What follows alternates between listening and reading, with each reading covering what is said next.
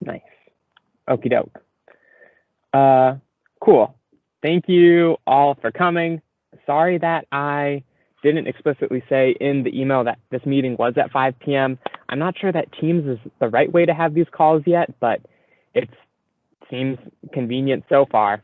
But if there are better suggestions or alternatives, I would love to hear about them.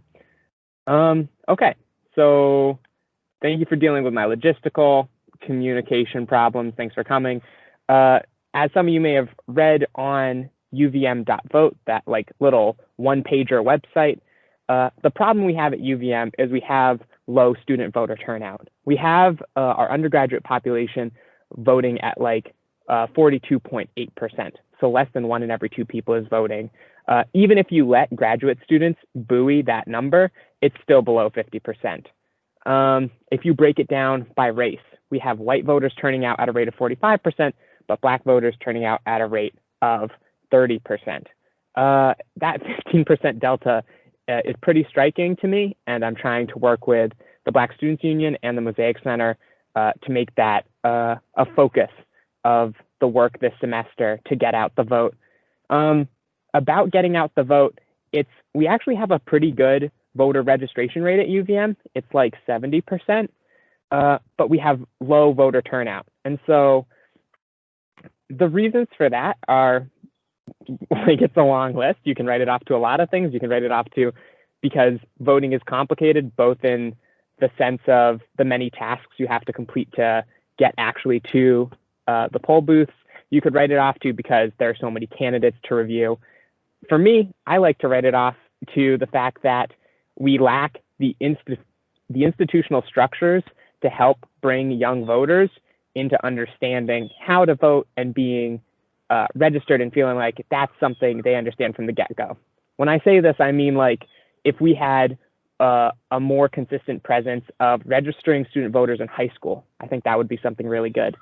I think short of that, one of my long-term goals is I'd really like to see UVM kind of take on some of this responsibility and in certain ways incorporate the opportunities to register to vote into the student life. So that could look like during student orientation days, having voter registration booths right there. It could look like in the My UVM portal, having a button that says register to vote.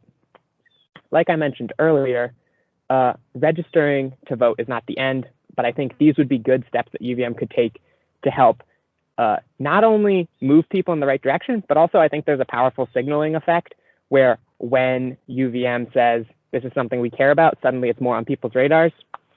That's a little bit of from 30,000 feet what I feel like the issue is. We can't tackle all of those complicated problems this semester. I think that this semester, the way that we can make the most impact in the short amount of time we have left until election day. And really that time is specifically short because the timeline is compressed by the nature of mail-in ballots. It's not really people going out to the polls so much as it is 2 weeks before that, people mailing out their ballots.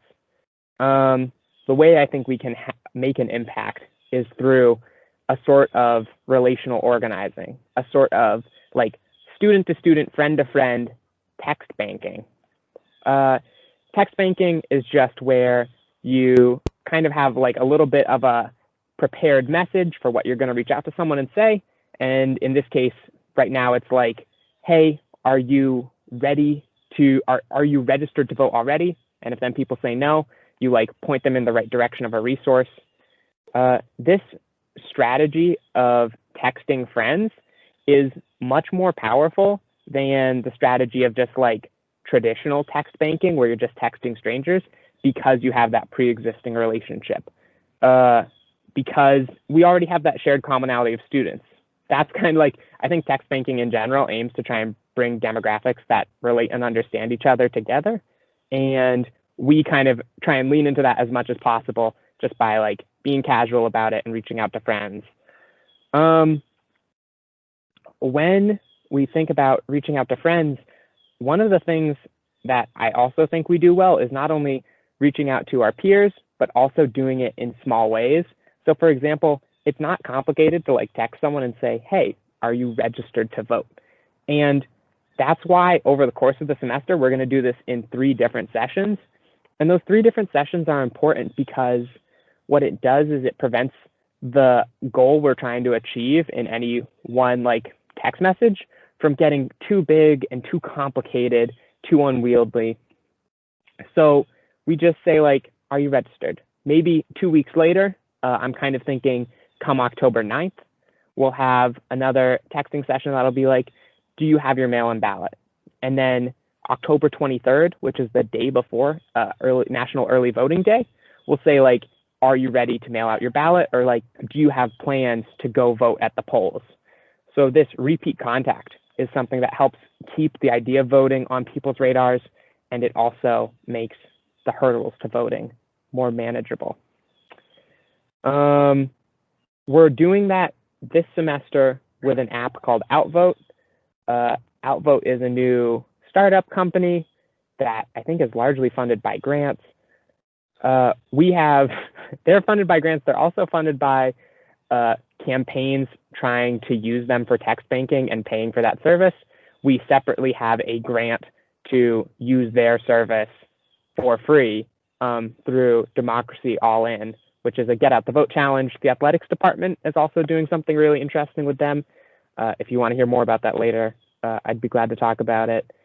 And so through Outvote, it just kind of helps streamline this process. That way, instead of like copying and pasting messages, it gives you a message that like, I think I can see what it looks like right now. Have it on my phone because I was testing it earlier. The first message right now looks like, hey, I'm volunteering for voter outreach with UVM Votes. We're reaching out to as many people as possible to make sure they're ready to vote safely this fall. Are you currently registered to vote? And what's so great about that is it's like, why you're like kind of with an organization, and this might sound like a little bit less than the whatever tone you might have in a conversation, but also like if you wanted to edit that message before you sent it, Outvote kind of lets you have a moment where you could like manually change that. Yeah, that's basically the gist of the problem, some solutions for this semester, and the tool that we're going to use for that solution. I want to close this introduction by also mentioning some cool perks that we just happen to be able to give out at the end of this call. Oh my gosh, how many people are in this call right now? I feel like yeah, the odds are pretty good for the people who have arrived in this call because for this call we were just able to give away 3 $35 gift cards to OGE. Throughout the course of the semester, we're going to be able to give away additional perks thanks to some super dope grant funding. Wow, I'm a much bigger fan of grants than I ever knew 2 months ago, but I think maybe after the first texting session for like the most active texters who are helping do this sort of outreach to friends, we're going to be able to give away like face masks that say vote on them and some other cool merch and additional gift cards. So like, and I don't want to let that cheapen this effort because I think there's some intrinsic value to this, but yeah, I'm kind of, it's kind of nice that like, you know, this is like time people are willing to put in and like we're able to help reward that time in a way. Ethan, did you raise your hand? I'm so sorry. I've had this window kind of minimized. I don't know if people have been raising their hands, but I want to field some questions.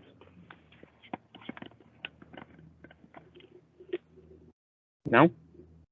Ethan, you there? Cool. Here's a text. Yeah, that's all good. Okay. Yeah. Oh my God, I feel a little bit of an old person. There we go. That's how we get back. Yeah, if you want, oh, you know what? I've been talking about the problem. I whipped out these statistics. I feel like nothing is more useless than talking about statistics on a group call without a source. If you're interested in the statistics, you can find them on the website uvm.vote. Right at the top in like the first paragraph, I think it says our campus report. And that report was put together by Tufts. What happened is UVM requested it from Tufts. They said, hey, can you kind of organize this data for us? UVM sends along student names, like what year those students are, what age those students are. And then Tufts compares that to the national voter registries around the country. And the way that works is Tufts is anonymizing that data and sending it back to UVM. So UVM doesn't ultimately know which students specifically are voting certain ways or at different rates. Oh, just to be clear, because it would be a crime to reveal how people vote, that is not what's happening. It's just whether or not people voted is public record, with some caveats, but not many, and only in some states. And so Tufts anonymizes that data, and if there's ever any type of categorization that is less than 10 people, they just don't send it to UVM to help protect the identity of people. So that's how the data works. We have the general election data is listed on the website. I also have the mid data, which, if as you can imagine, the midterm data is much more disconcerting than the general election data because it's less on people's radars. And as the whole turnout for the whole country goes down, we also see turnout on college campuses goes down. I think it's pretty easy to say that UVM is a pretty progressive and involved student body and interested in engagement.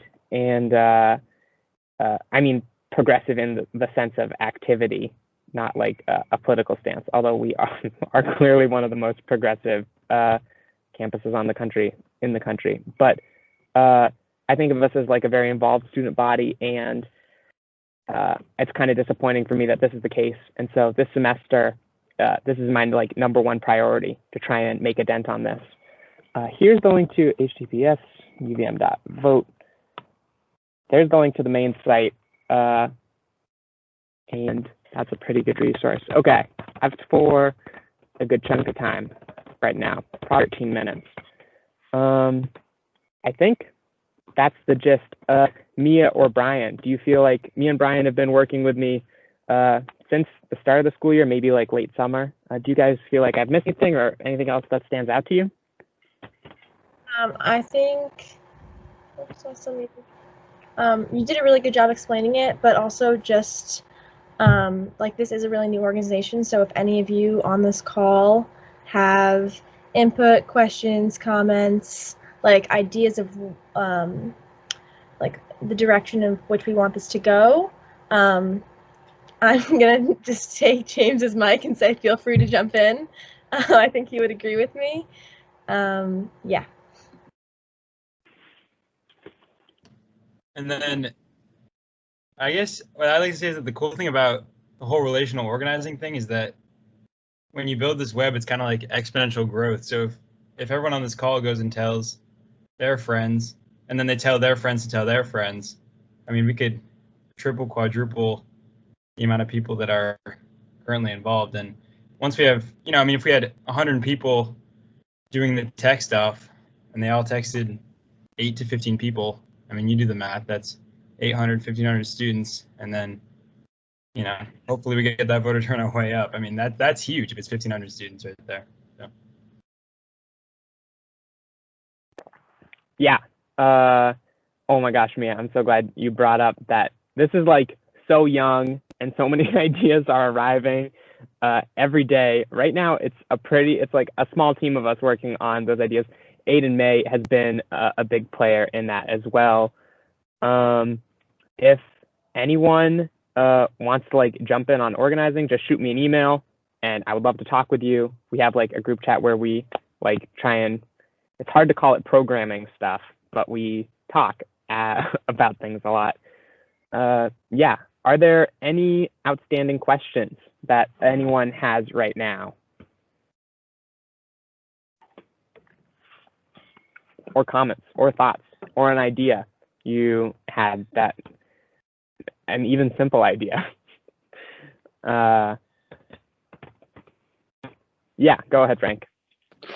Yeah, I just had a quick question. Well, not like a question, more of a comment. I know we've kind of talked about this, about how UVM has such a huge out-of-state population. And so I think one of the biggest concerns is trying to get these out-of-state students registered. And I know we don't really have much guidance on whether or not we'll be able to have registration desks, come November-ish. But how do you think we can?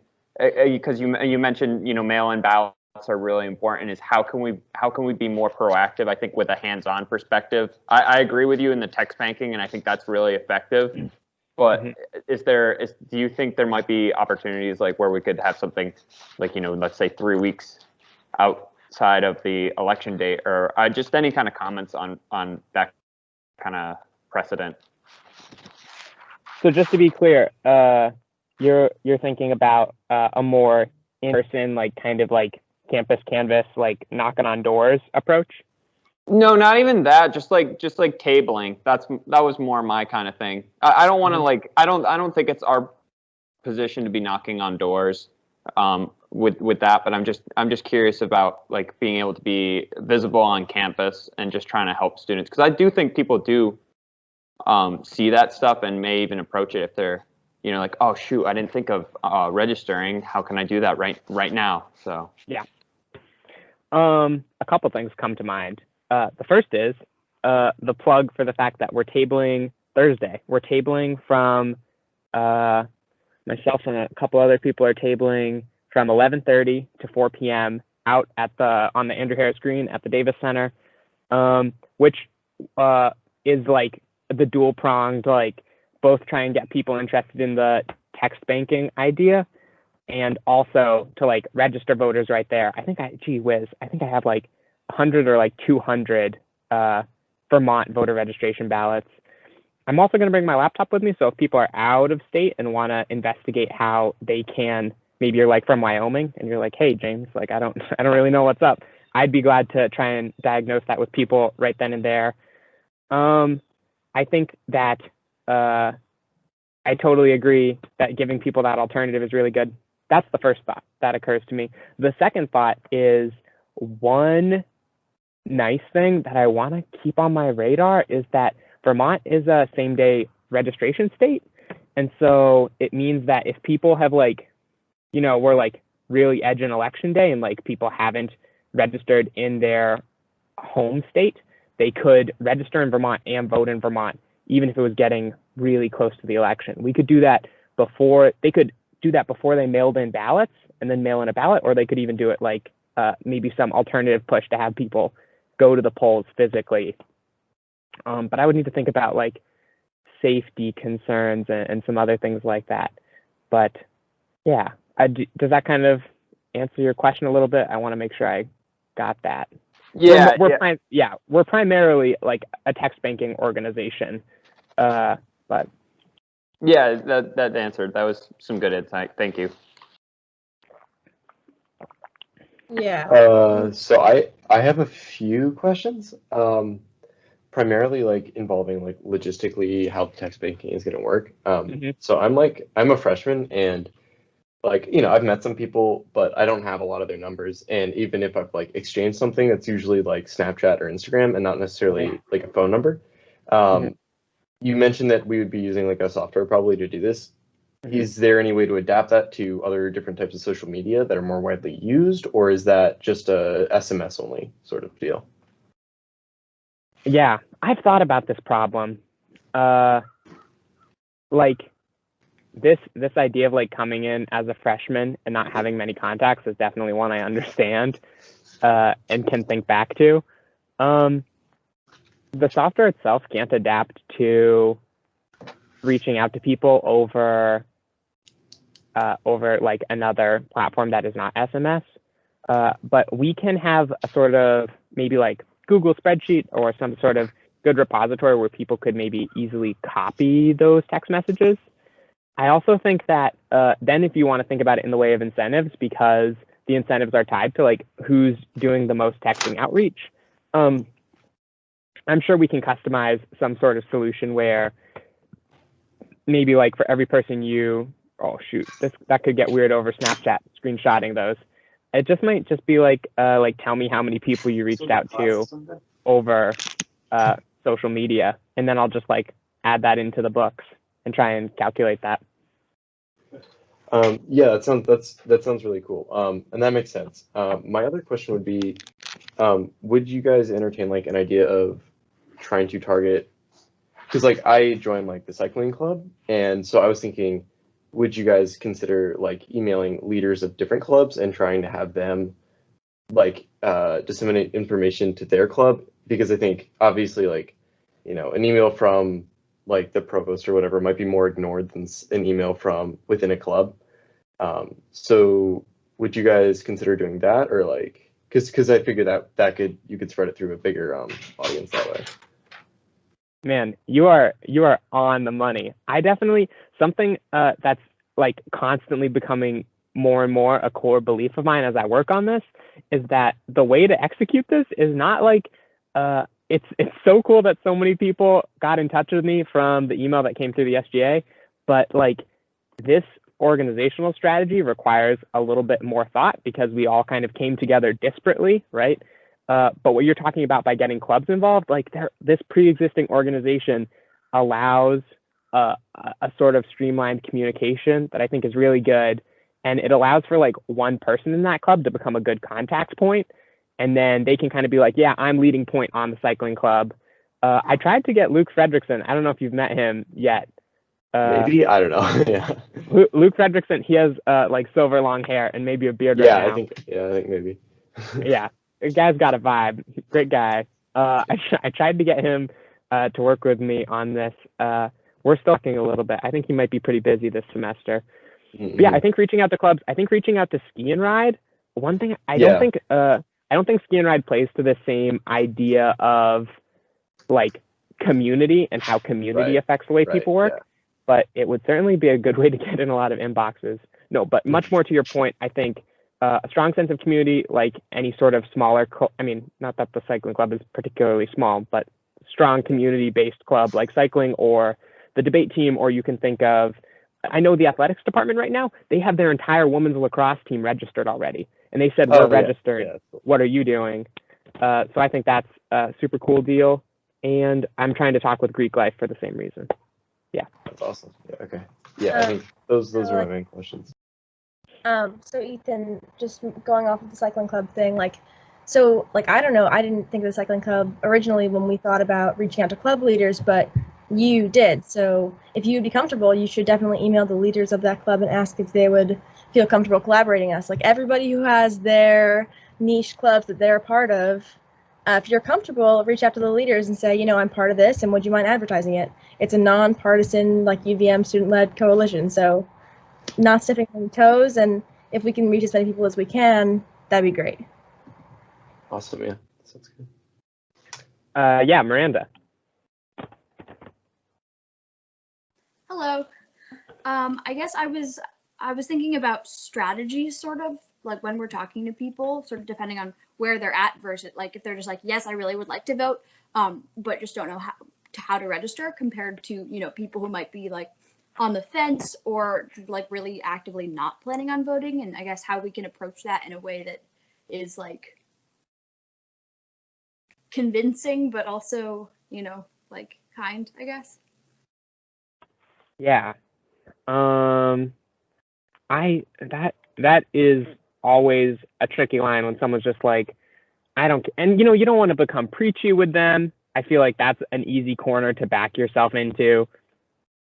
Right now, if people say no, it's no big deal because we haven't like, you know, narrowed ourselves to know that they're not interested in voting.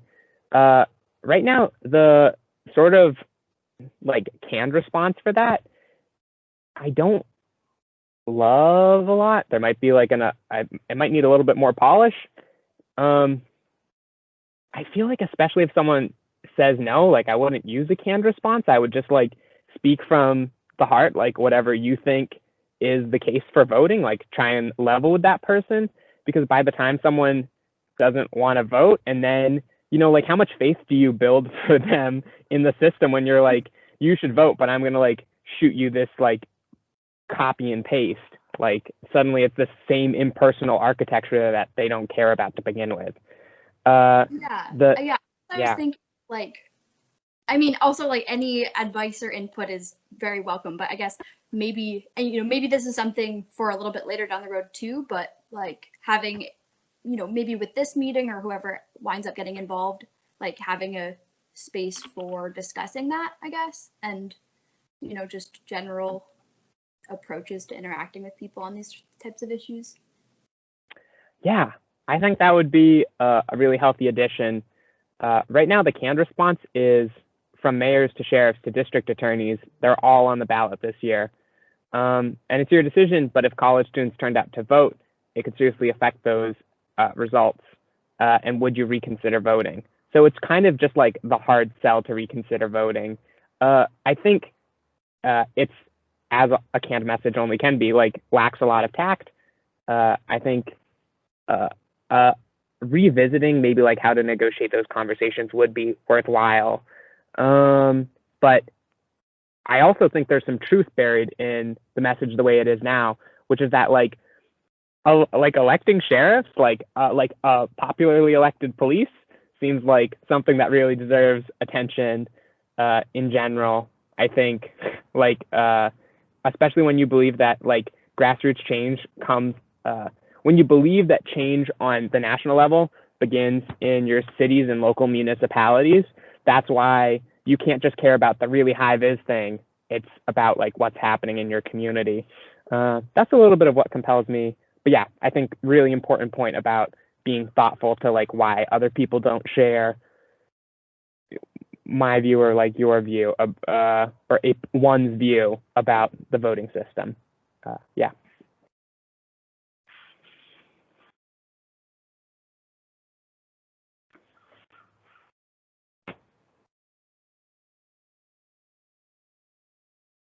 Any other questions? I also know it's been a little while now. I'm going to put out a last call for questions and then answer that as quickly as I can, and then we can call that a night. So, last call. Does anyone else have something on their mind? Mia, you look very contemplative. Just always thinking, James, my brain is so big. Miranda, is that another hand raise from you? I just forgot to put it down, but actually while it's up, just really quick, what time is the meeting tomorrow? The meeting tomorrow. This is nice. This is a good segue to wrap up. The meeting tomorrow is also at 5 p.m. I'm going to email out what is hopefully a thinly bullet-pointed summary of this meeting.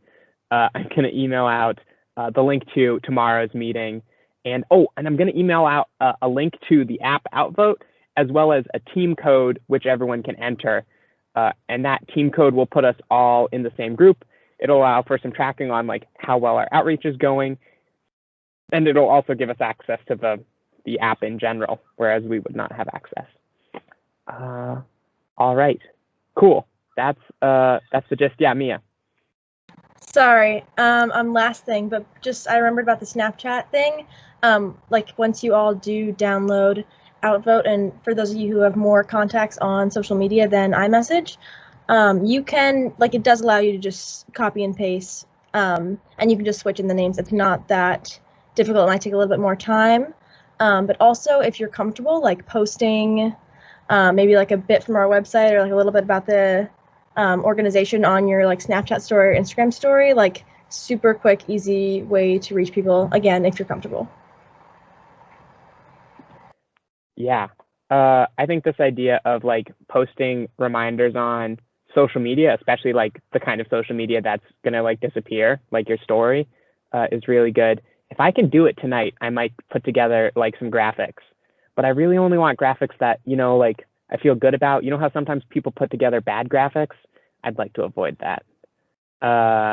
Okay, cool. That's the gist of it. If you have any questions, do not hesitate to text me. There is no hour too late or reason too small. This is my number one priority. I care about it a lot. It's all very chill.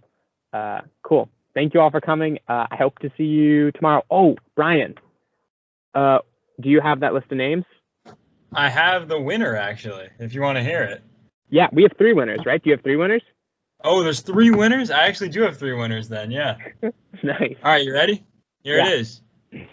Nola Scott, Nico Perugini, and Ethan Rowland.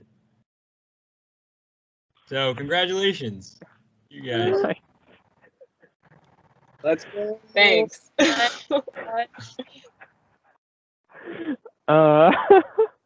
Okay, yeah. This has been a successful raffling of gift cards.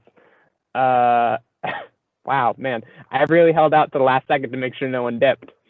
Okay, thanks for coming. I will get those gift cards to you guys one way or another. I'll shoot you an email. We'll figure something out. Cool. Thank you, everyone. Bye. Thank you. Thank you. Thank you.